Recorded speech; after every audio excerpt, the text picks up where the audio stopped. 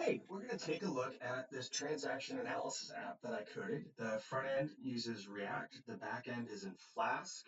The goal of this was to persist some data in a Postgre database and then to run some basic analysis with it. So let's just take a look.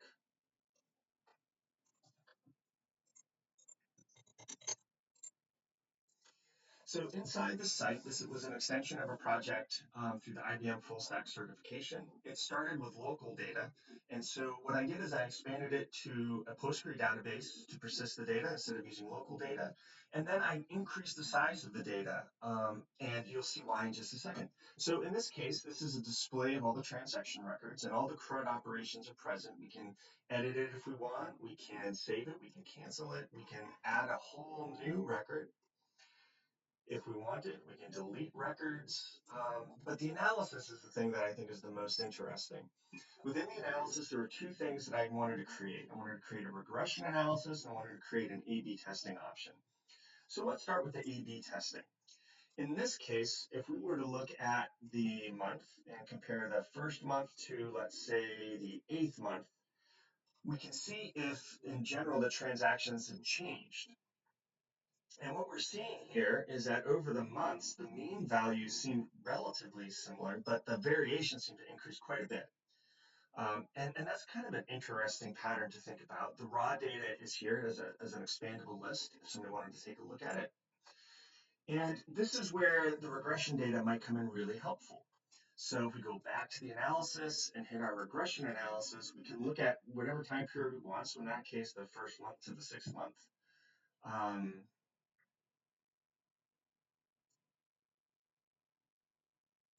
And we have three times a day. So let's start looking at the morning time.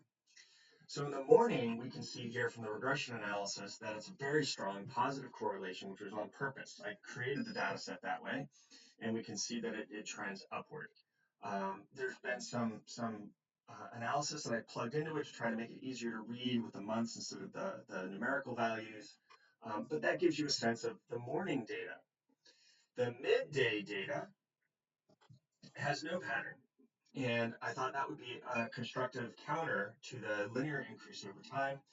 And then the afternoon data has a negative trend. So over time, it's gone down.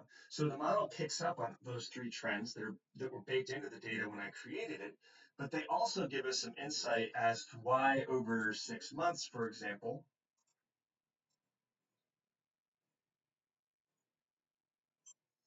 the A/B testing shows that the mean value.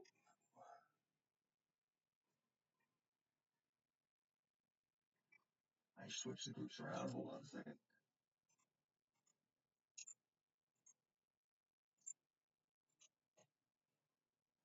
And we can see here that the variation in our second group is much larger than our first group. And if we persist it out over time,